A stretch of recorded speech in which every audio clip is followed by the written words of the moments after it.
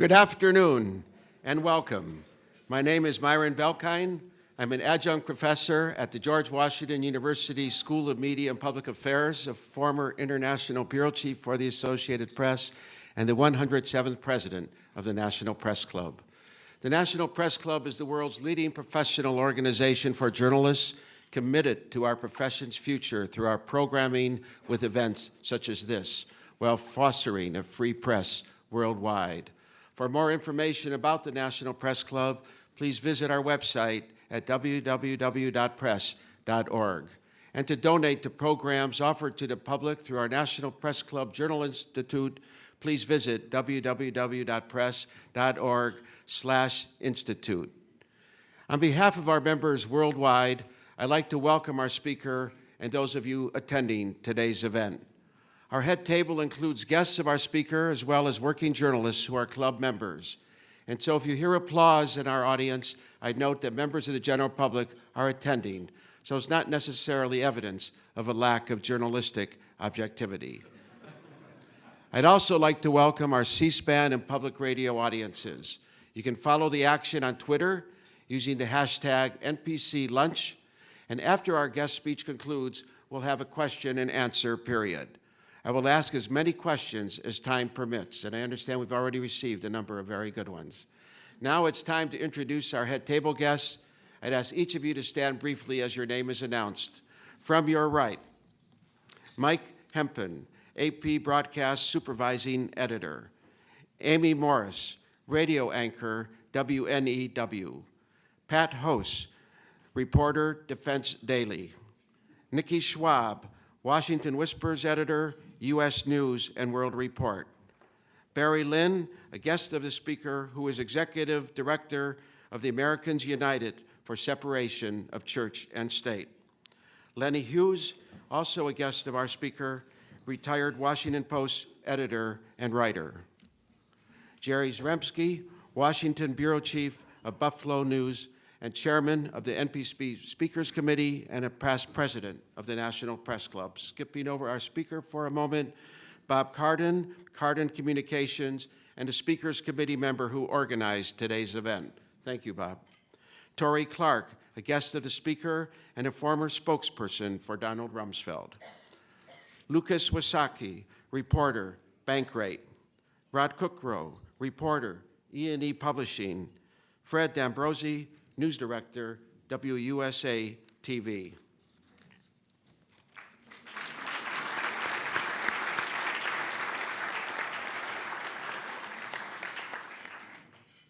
It's one thing for a comedian to make you laugh.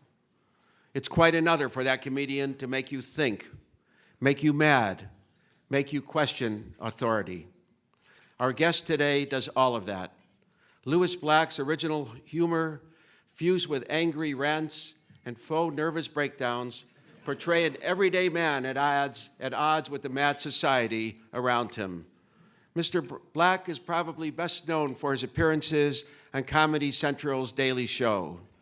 His Back in Black commentaries are among the show's most popular segments. Mr. Black lampoons popular culture, family values, politicians, and religion. Few subjects are off-limit. Less known is that Mr. Black is a prolific writer and diverse performer. He has written more than 40 plays, a few books, released several comedy albums, and produced and starred in numerous specials for HBO, Comedy Central, and others. He has also acted in the Law and Order TV series and appeared in a number of films. The son of an engineer and school teacher, Lewis began writing plays at Springbrook High School in Silver Spring, Maryland, and at college. He attended the University of North Carolina in Chapel Hill and maintains a residence there.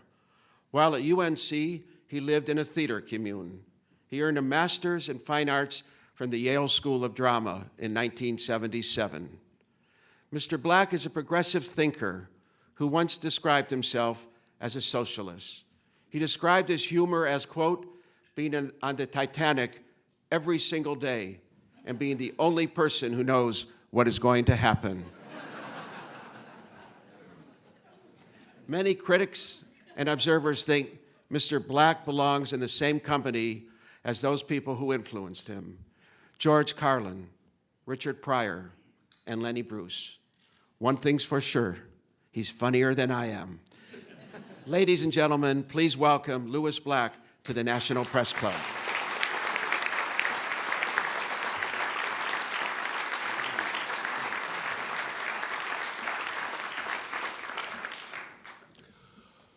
Boy, if I knew that there were going to be these things that I could read off of, seriously, nobody told me there was this. That's how you. I thought you were doing that by heart. No, because I would have written a speech and stuff, but instead I just got notes. To those watching C-SPAN and all public, whatever you are out there, I may use profanity. So tough, because I can't work and really speak without using it, talking about some of the things I'll talk about. If I make it through the whole thing, it'll be exciting for both of us. I want to thank all who are up here on the dais with me, just so I could say the word dais.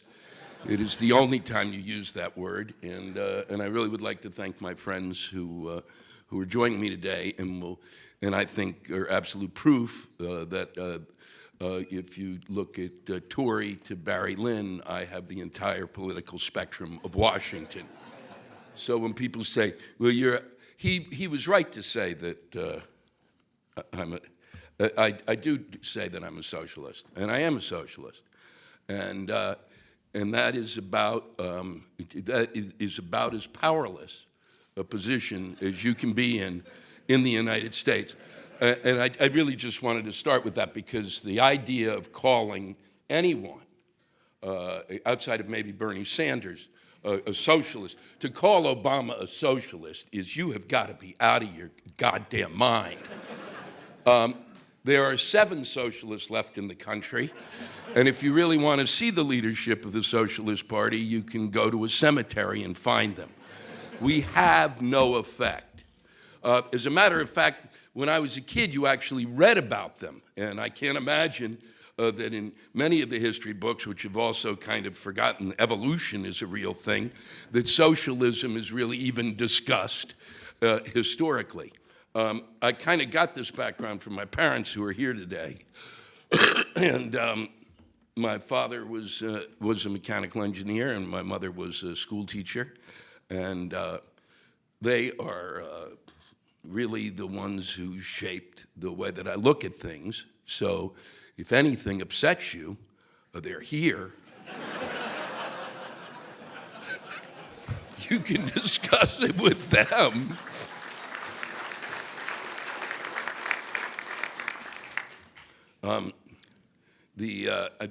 I've been trying. It's been tough because to try to figure out how to.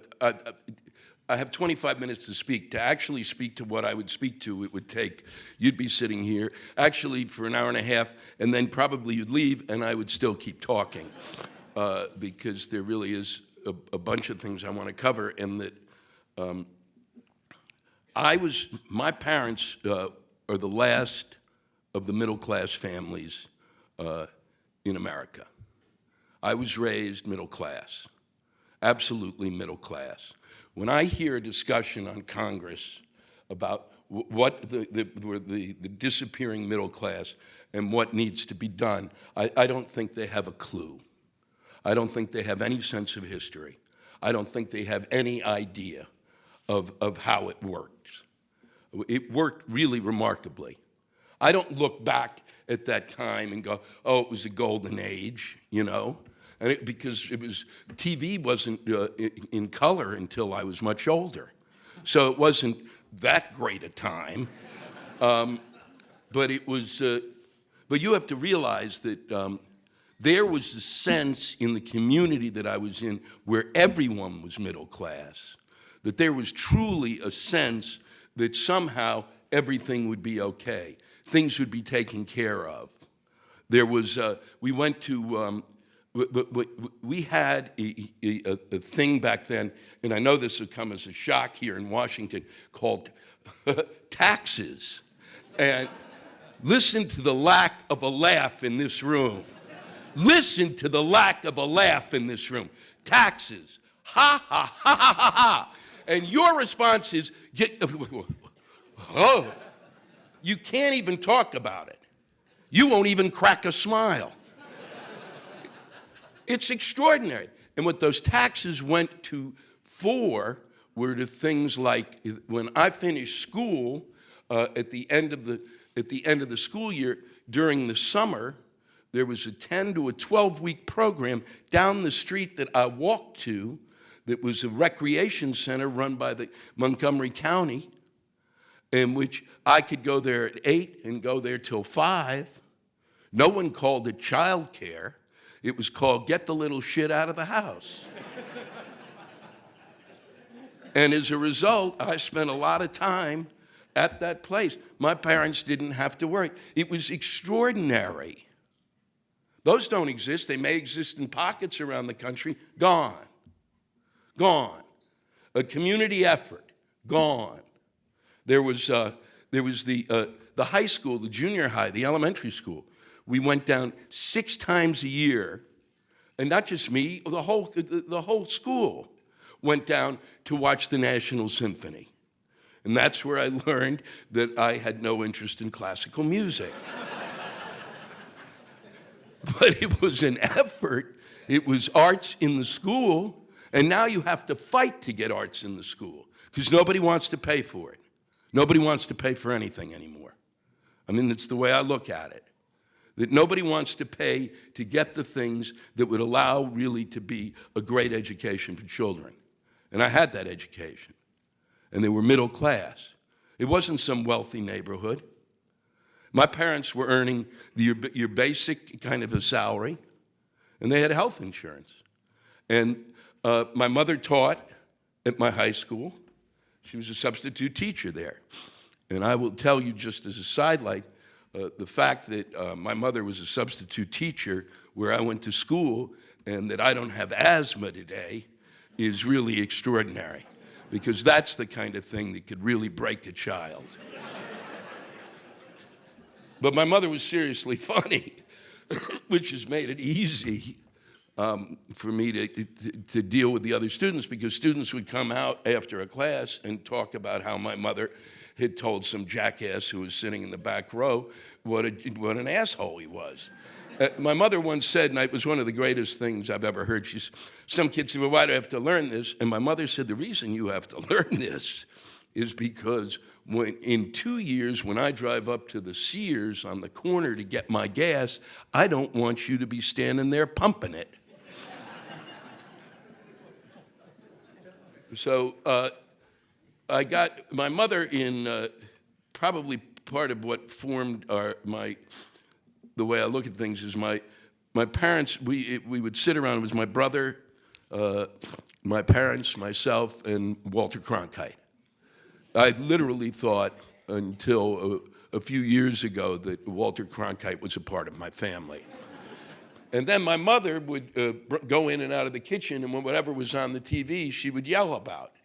Well, I can't believe they're doing that today. And my father would sit there, and when the Vietnam War occurred, I think was a profound change in my life because, and let me get this off while I remember it. If we're not going to have an army that's drafted, so that there is no kind of fail-safe system within our system so that people might respond to a war in another fashion because we are insulated from that army, it might well be considered that if you want to go to war, there will be a tax. And then maybe people will think about it. That's just a thought. Apparently, no interest here. So my mother was immediately against the war in Vietnam. My father was a mechanical engineer who worked for, was it the Navy Department or the Defense? Department of Defense. Navy, right? The Navy Department. He made sea mines. Sea mines are a defensive weapon. For those of you you younger members of the audience, it looks like a beach ball. It's got spikes in it and floats around in the water, and submarines hit them. And you put it in your harbor to protect your harbor from an invading ship.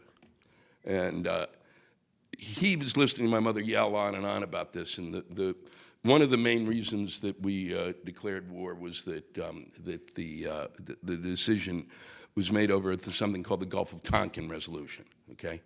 Which I would have Googled last night, but I'm a very busy man. And so my father said he didn't know if the war was, he said, you know, and the Gulf of Tonkin Resolution was based on the Geneva Accords, so that we were going to war over these Geneva Accords. And my father said that my mother was full of it, because she didn't know if this was a legitimate war or not, and that he was going to sit down and read the Geneva Accords. Do you know anyone? Do you know anyone, anywhere, a distant relative?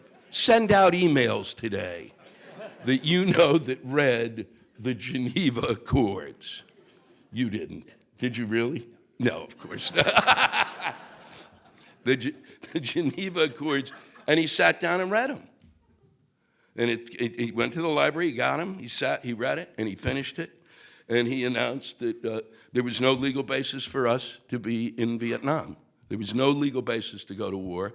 And so he took an anti-war stance, as did my mother, mainly over the legitimacy of it. And during the course of the next few years of that war, we mined Haiphong Harbor. And when we mined Haiphong Harbor, we put sea mines there, so that my father, who was essentially building defensive weapons, his weapon was being used offensively. And he decided at that point in time that in all good conscience, he could not stay at his job. And at the age of 55, he retired. Now, that's my agent. And I'll have to go now, apparently. There's big things on my horizon. So his retirement had a profound effect on me because it was, I'd never seen anybody, and I've seen few people in my life, make a choice out of conscience. I've read about people. My father did it. And it was an extraordinary thing to do. To do it at a time in which I'm in my last year of school, of college. My brother's in his in his first year of college. And he's going to walk away, and I'm going to go, and I'm going, where's the cash going to come from? And he walked away and became an artist, and went ahead and did what he wanted to do, probably from the very beginning of his life, which was to do art. But, you know, you don't come out of the Depression and go, hey, I'm going to paint, unless it was a house. So it really affected, for me, choices that I made during my life, that you choose to do what it is that you want to do. He was a much happier person after that. He started in stained glass and went on to, and then that was becoming too much, and he said he couldn't get as much done, and he studied painting. And at the age of 83, retired as a painter. At which point he said, I said, why are you quitting? And he said, because, and this is the greatest thing I've ever heard any artist say, and the most honest, I've run out of ideas. And my mother would yell and scream about anything that she found appalling. And apparently, there was a lot. So between the two of them, I was given a sense of conscience, and of, at least for myself, and a sense of the most important lesson one of the most important lessons of my life.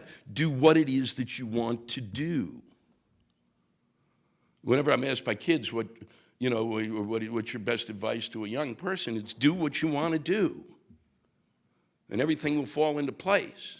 And you don't worry about money. And you don't worry about money. It's the last thing you worry about. You worry about your satisfaction as a human being. And my parents lived on a very frugal budget. It was really irritating to me. I had no really proper vacations as a child. You wouldn't believe some of the places we ended up. Even they would arrive there and go, holy God, it looked better in the magazine. and as a result, they have survived and survived well. I mean, they're 96 and 95. And they...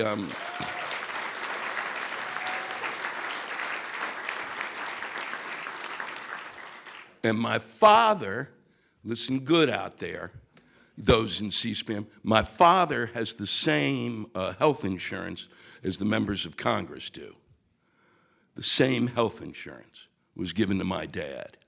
And as a result, they've been able to live nicely, not over the top. One of the things that someone had said my age had said that I remember that I thought was really one of the great things about my youth. I had no sense, or did I care, that I wasn't rich. We lived next to a rich neighborhood, and the buildings were bigger, and they had nicer lawns. But I didn't care. I could not imagine that they had more than I did, except vacations. I know they had better vacations. And so between them and just to piece this together in a quilt, probably the three things that had an effect on the way that I look at life that was outside of me was, and the reason I think that I ended up feeling that the Democrats and the Republicans really didn't work for me, and that I did believe that that I did feel that socialism was the way in which I felt about things. Part of the reason I believe in socialism is because if you are going to have a Christian philosophy, if that is going to be the basis of the country that you live in, and it is a Christian philosophy, and I know this because I'm a Jew, that you might want socialism, because what it is enforced Christianity. You put your money where your mouth is and shut up. We're not going to wait on you to help the poor. You're going to help the poor, like it or not. Tufsky Shitsky. So three things had that effect besides my folks. One was Edward R. Murrow's Harvest of Shame, which I would recommend any young member of the audience to watch. It's one of the greatest documentaries I've ever watched. And I watched people, I had no concept of this. I was 12 years old and I lived a really sheltered life in a really nice community. And all of a sudden I'm looking at the people who really are the ones picking the food and gathering it and getting it to market, and they're living in squalor and they're not getting paid for it. And I'm going, well, there's something wrong with this picture. That makes no sense. And then I was born and raised at a time, here's just another sidebar. When you take a look at this city, and they talk about downsizing the federal government, because that's the most important thing that possibly has to happen, is to make government smaller. You're going to make government smaller? Watch what happens to Washington, D.C. Watch it. Why do you think it's out there? What do you think the motor is behind all those restaurants? It's the government. It's the federal government. The federal government combined with all the lobbyists coming in, and that's what, do you think it's tourists? Are you out of your goddamn minds? It's the federal government. And when I was a kid and the federal government was smaller, this didn't exist. You had a Woodward and Lothrop. Hoo-ha. And you had a small downtown area. And behind the Capitol were the worst slums in the United States. The worst. And I know this because the Washington Post, every 2 years when I was a kid, would show a photo of the Capitol, and it'd be a big photo, and behind it there would just be slum after slum after slum after slum. And that had a profound effect on me. And then my mother would drive me, I don't know if she did it consciously or she didn't want to leave me alone in the house because she knew I might burn it down. She would drive me down. We had a housekeeper who would come once a week, and she would drive her home into the slums of Washington. And it did not compute for me why she had to live like that and we could live like this, or why the people behind Congress, or how congressmen could sit there and see that and watch that, and nothing would change. And so I believe, in part, that the Great Society came into being, in part, because of Lyndon Johnson sitting there. Because anybody with half a wit of sense looking out that window would have to think, maybe we should do something. And you were looking at one of the last people that worked in an anti-poverty agency in Washington, D.C. These are words I know that you out there in the airwaves, I know try to comprehend this. An anti-poverty agency. The mind reels. Imagine that. An agency of the federal government which was hopefully try to change poverty. Not by saying, and this was the Appalachian Regional Commission. Due to some sort of mistake in my civil service application under the Nixon administration, I got through, and I got a job there. And they were going to raise the Appalachian. They wanted to. They did some good things for Appalachia, but the idea that was basically proposed in terms of raising the capital in Appalachia and to improve the living of the citizens there was to build golf courses. Once again, I expected a better laugh. A, because it's true, and I didn't make it up. I mean, golf courses. They were going to build 16 golf courses there and build the highways and make Appalachia a place that you would take a vacation. We wouldn't, my family wouldn't, but others would go. And I just was stunned by this. And but it was amazing to me that there was that attempt at least was made in some fashion or another, as opposed to hoping and praying that an entrepreneur shows up on the scene. If I hear another thing about entrepreneurs, and the fact that what we really need are more entrepreneurs, how do you think that happens, asshole? How do you think an entrepreneur happens? It's some schmuck, generally who has some sort of a learning disorder, who's totally focused on something that you would never obsess about. It's hard to find them. You don't have a school. There's one at Chapel Hill, and I know the guy who runs it, and I've told him he's full of it, of an entrepreneurship school. Well, you can teach somebody who's got an idea what to do with the idea. But to say that it is all going to be done from the private sector is psychotic. And the fact that what truly irritates me about this town more than anything else is how simple it is. It's that simple that you look at what the private sector needs, you look at what the government should do in terms of facilitating it. And you got two parties, both who have a different ideology in terms of how to do it. And if you come to a compromise between those two parties, you actually have a solution. And this is nonsense, to watch the fact that jobs aren't being created. You know, look at this. You've got a... Just the Beltway alone was built by idiots. And it continues to be just a piece of shit And you live with it. You live with it. There are ways to get things done.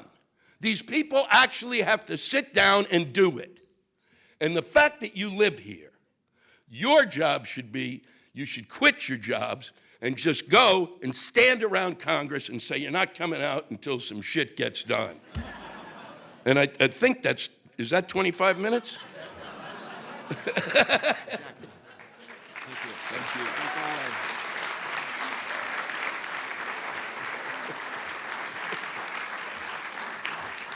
Do you want to have your mother and father stand up? They want Mom, you want to stand up? Yeah, here are my folks.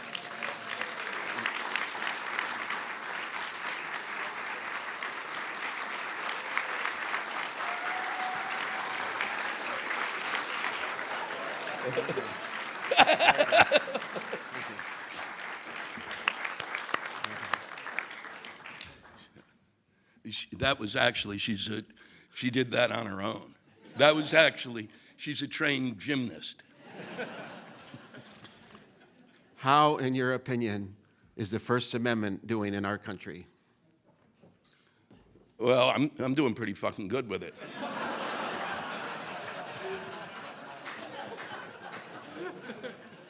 Do you get more material from Republicans or Democrats? They're equal opportunity.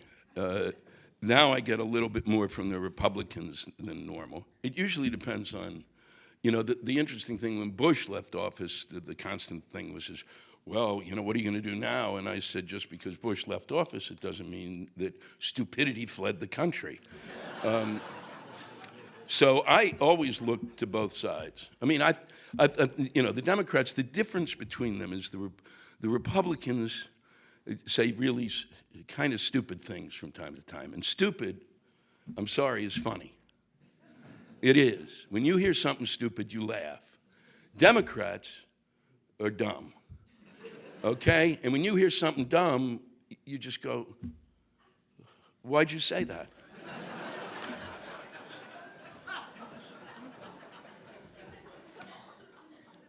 Are you disappointed with President Obama, either as president or as a source for comic material? I'm not as disappointed with President Obama because I never bought into hope. That was, I would say in my act, I'm at the age where, hope just doesn't work for me. Hope is a young man's game. I thought that I wasn't disappointed because I did not expect anyone who took the presidency after the 8 years that we had gone through and the war that we went through, that the next president was going to be dealing with the country as if, and I certainly didn't know that the shit would hit the fan in terms of the economy, but but dealing with the American people would be like dealing with a stroke victim. And so the best that an American president could hope for is to get the country to raise its right hand. Which leads me to the next question. Who would you like to see as president and why? Well, I mean, in terms of material,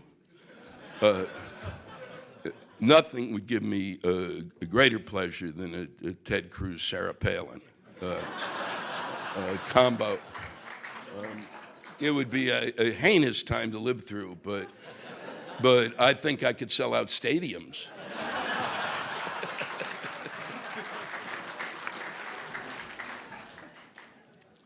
What advice would you give to Hillary Clinton regarding how she could win the presidency? I think that I'm sure she'll be listening to this. Because when you're looking for a political advisor, you really want to turn to me. I think one thing would help is go hide for a while, get out of the public view, and then pop out again. And then we go, oh, that's right, she's going to run. She's putting herself out there again. She's going to. There just comes that thing, the cycle of it's over and over and over and over again. And then by the time she's going to run, you go, oh, she just irritates the shit out of me. And it's not because she's irritating. It's just I've seen her too much. Can't we get somebody else? Where's Deputy Dog? So Chris Christie wants to be president, too. What advice would you give him? Lose 80 pounds. Ha ha ha. Seriously. Or wear Spanx. You just, and I like that kind of shoot from the hip style is nice, but you're going to have to make some tracks because your shoot from the hip style had an effect on what happened in terms of the George Washington Bridge incident. You know, it may be good for you, but you got to be sure. It's like I can't have the folks who work. I've got a number of people who work for me. I'm who I am as a personality, yakking and stuff. I can't have the people working around me acting like me.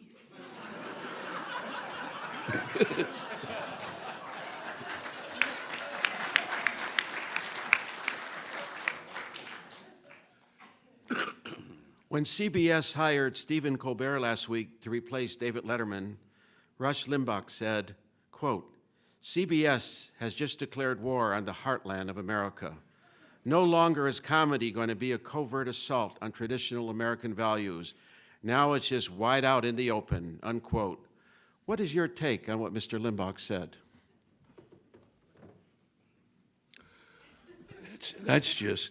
That's the kind of sentence that's stroke-inducing. I go through that paragraph, and about halfway through, there's like a slight twitch of the eye, and I can feel a blood vessel beginning to pump too much. What could he He's an idiot. He really is just a mean-spirited prick. And it really is, it's assault on American. Let me see that.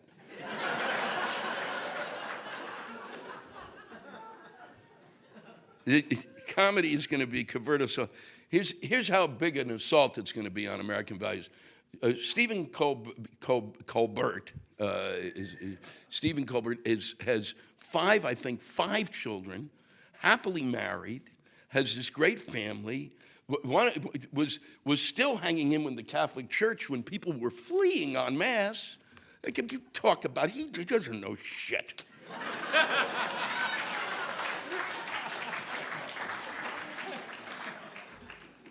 What is it like to work with Jon Stewart? Well, really, it's a question you should ask John, what it's like to work with me. No, he's great to work with. He really is. He's smart, he's bright. I've known him since we were both breaking into the clubs, and he took off really quickly, and I've watched his career. We've been friends in the sense of office friends. We don't hang out, but we really respect what each other does, and I consider it a pleasure to work with him. And he's brilliant, which is really irritating. What's your thoughts on Colbert replacing Letterman? Should Stewart have been considered? I'll find out when I'll ask John. He'll make but I don't even know if he was considered. I don't know if John would have taken it. I don't know if that's something. John directed a movie recently, I think, and he writes. He's written a book. I think John is more looking around for things. I think if the movie went well, I think he may end up in that. He may stay with this. But Stephen's kind of born to it, and I think the choice of Stephen Colbert is, as I wrote to him, I thought every so often they get it right, and that's really one of the few times I went, that's right. Is your father a better painter than George W. Bush?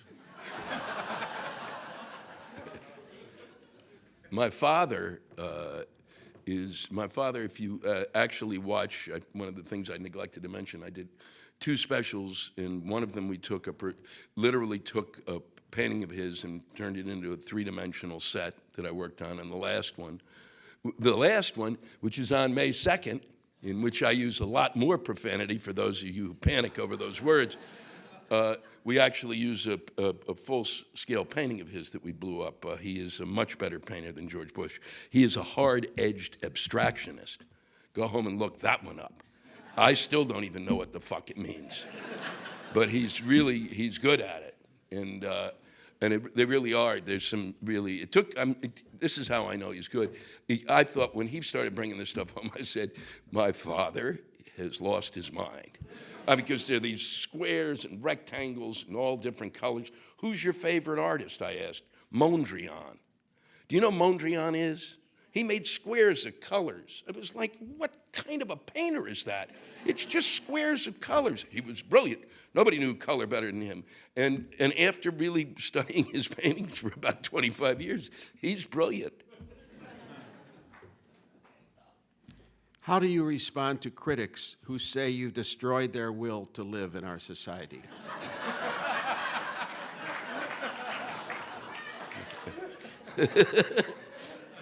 Well, I'd like to meet him. If I destroyed anybody's will to live in our society, oh man, then you really, maybe life wasn't for you.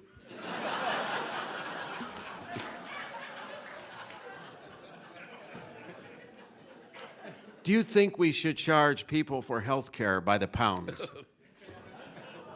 Oh,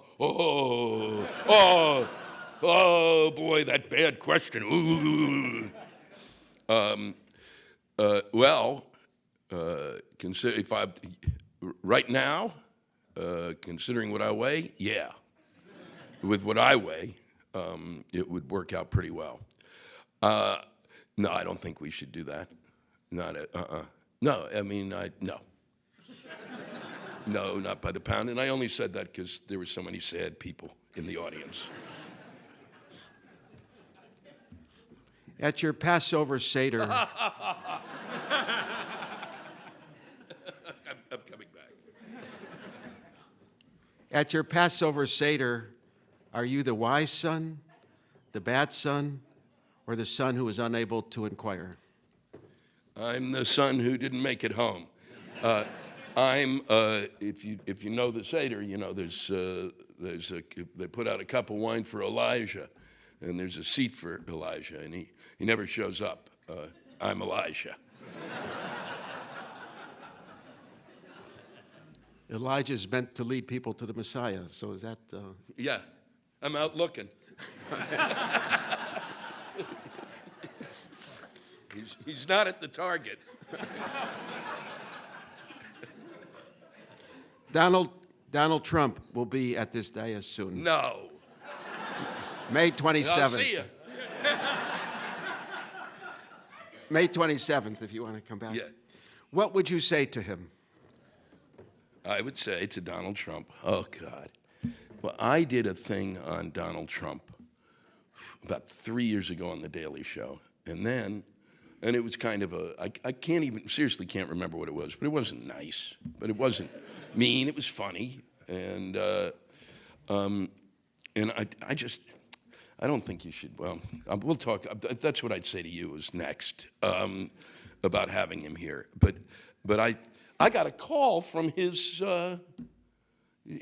secretary calls and says, Donald Trump wants to talk to you after I did this thing the next day. And I was really busy, and my parents were coming to town, and I was like, so I got my assistant to call his assistant to say, I'm a busy man.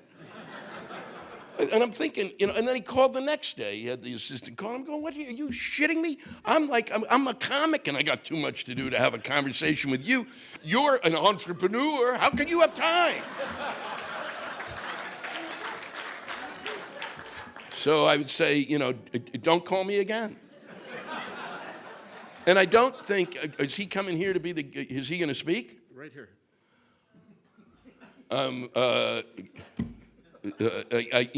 No. I don't think we should, he's had his time. You just zip it.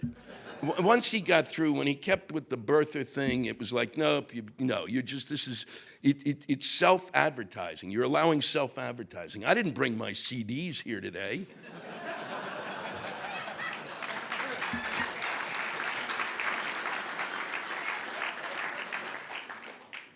Should the Redskins change their name? Yeah. Yeah, I think they should. I was born and raised How sad applause was that? Everybody else still on the fence. I don't know. Do you think? I'll have to, maybe when we get home we'll talk about it. I think what's interesting is you're born and raised here, and I've been a Redskin fan all my life, and so it's not got any connotation to me at all. It doesn't even mean it. It really means nothing to me. It's just a name, you know. And I see it on the helmet, and it doesn't. It's just like been there for so long, but in terms of the reality of things, you know, it's everybody in the room knows if it was the Washington Jews, people would say, well, I think maybe we're going to have to change that. And the other thing is, I don't like what Dan Snyder has done with the team on any level whatsoever, and it is one of the most irritating years that I've watched in sports. I mean, watching them year after year after year. Oh, let's pay $100 million for somebody who's just going to lie down on the bench for 3 hours. Let's get Steven Spurrier. Are you kidding? If I know Steven Spurrier is not going to be a good pro football coach, what the hell do you have for brains? It was one thing after another, and I think, and then Daniel Snyder said that he was going to keep the Redskin name, and since that's what he wants, I'm dead set against it.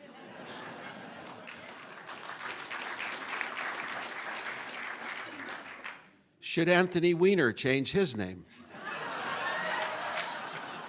Yeah. No, I used to do the joke I used to do about Anthony Weiner was as if you didn't have your own joke, then you really need to see a doctor.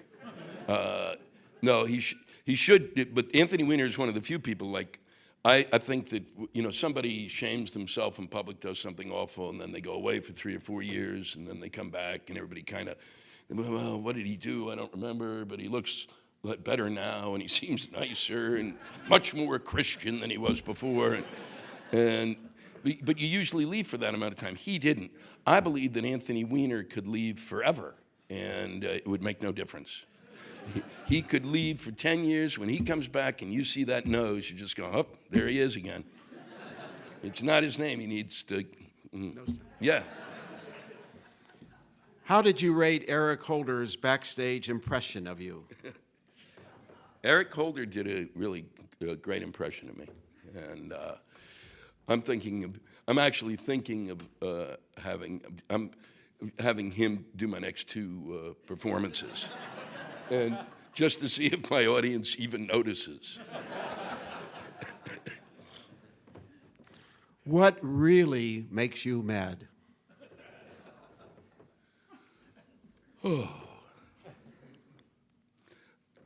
Kind of what I was talking about earlier, I think. Stupidity really makes me mad.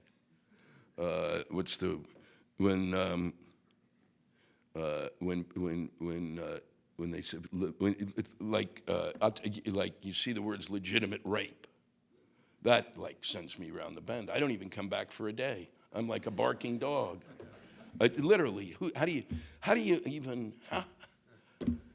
Or that, you know, that thing that, you know, when somebody says something like, you know, well, if, you know, that, you know, when you're raped, the woman will reject the, you just go, wow, oh boy. When did they stop teaching science? Yeah, no, that stuff really, and what really makes me mad is that our educational system is 17th in the world, and I think that's beyond. That's in the course of my lifetime, my generation, to its credit, took the greatest education system on earth, and we got it to 17th, and I think we can get it to the 25th by the time I drop dead. Did you always set out to be a comedian or a satirist? No, I set out to work in the American theater because my parents would take me to see plays at what was initially the Schubert Theater, where they would bring in shows, so I got to see all of these really.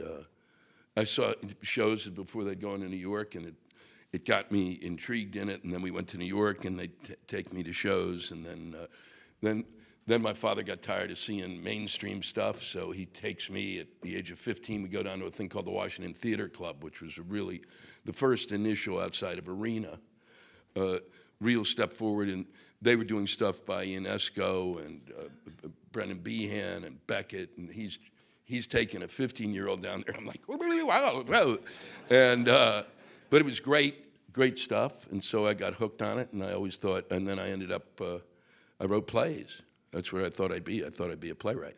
And then I discovered that the fastest way that your play could be read is if you actually took your play and put it in a bottle, and then if you threw it in the Potomac River, eventually someone would find it. And I was pretty sure that once they got the play out of the bottle, they'd read it. What do you do for fun? I call my parents and pretend I'm somebody else. Just to keep them on their toes. For fun, I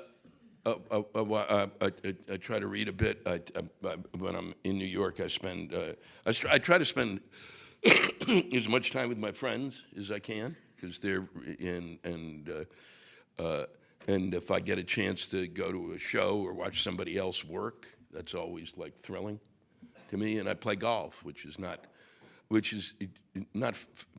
wouldn't call it fun, but your brain doesn't think about anything but stupid things. Like, I don't think about, this or that. What am I going to do? What's that joke going to be? And how are we going to talk about that today? It's really, I got to remember when I swing, I have to remember to breathe in through my ass.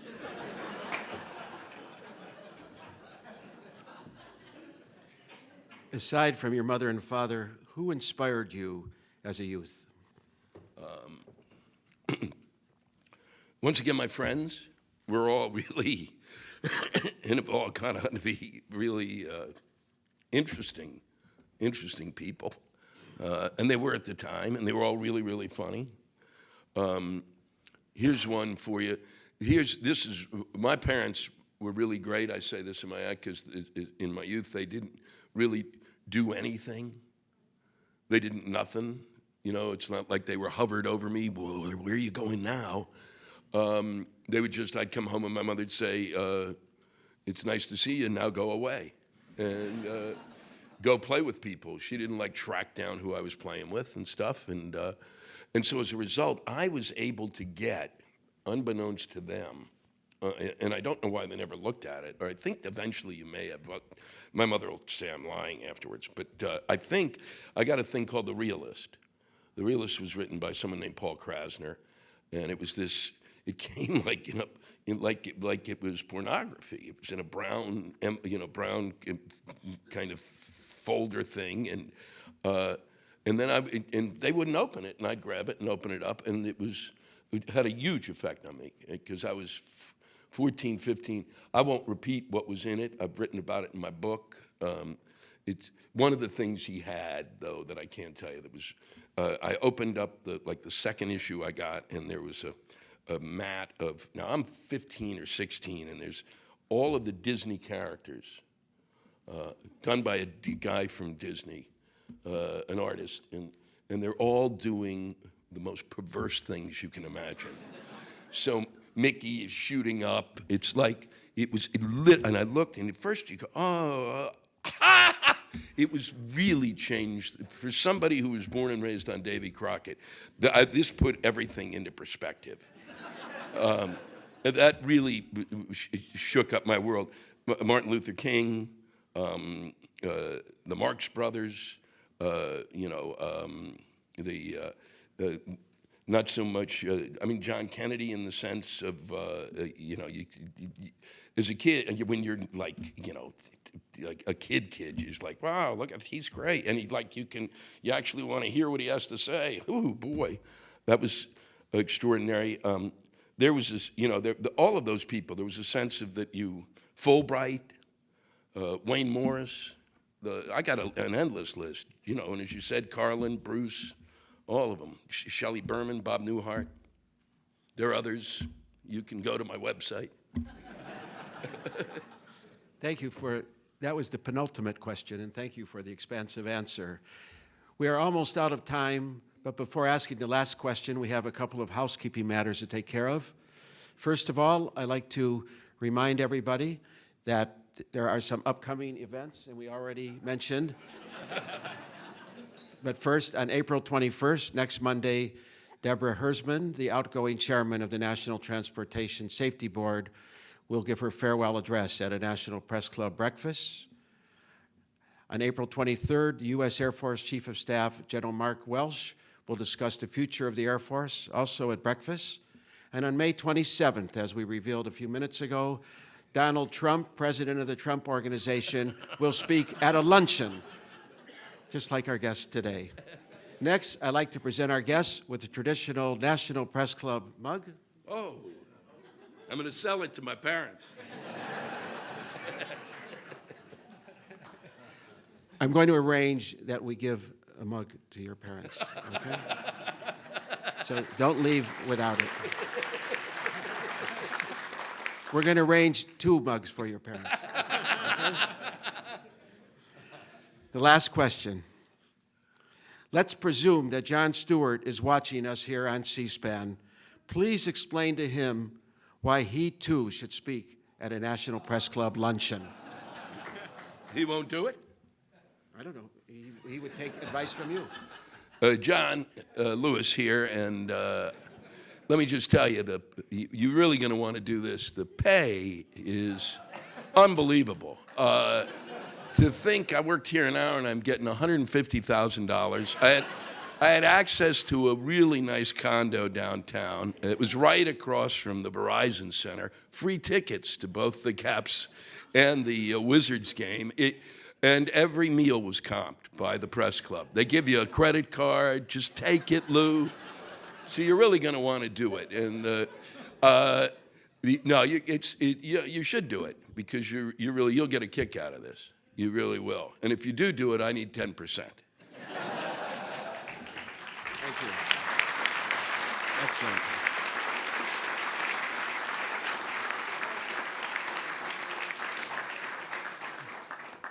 Thank you so much for coming today. We are great appreciation. Please, sure, we have 3 minutes. Oh, we got 3 minutes. All right, this is going to be really fast. I really appreciate this. Has kind of been a privilege to speak here. I didn't know who I'd be speaking to. I still don't know who you are, why you showed up. But it really was. I was honored to be here, and also I just wanted you to know that I'm. I want to. The only other thing I want to mention is the fact that, and I mean this. I did 3 USO tours. I think that there's a big bill coming from the military. We have a lot to pay for that war in terms of what those folks went through. You're going to have to pony up. There's no ifs, ands, or buts about it. This attention's got to be paid to these people. I've spent a lot of time with them. They're unbelievable. Their sacrifice was absolutely extraordinary. And if every American had 10% of the sacrifice of any of those in the military, then we'd have no problems in this country today. Thanks. Thank you.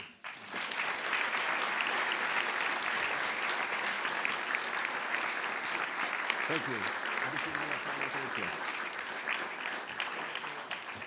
And thank you to all for coming today. Thank you for those of you watching on C-SPAN for tuning in. I'd also like to thank the National Press Club staff, including its Journalism Institute and Broadcast Center, for organizing today's event.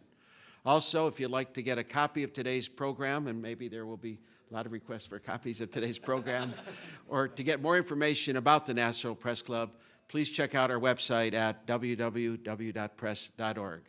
Thank you. We are adjourned.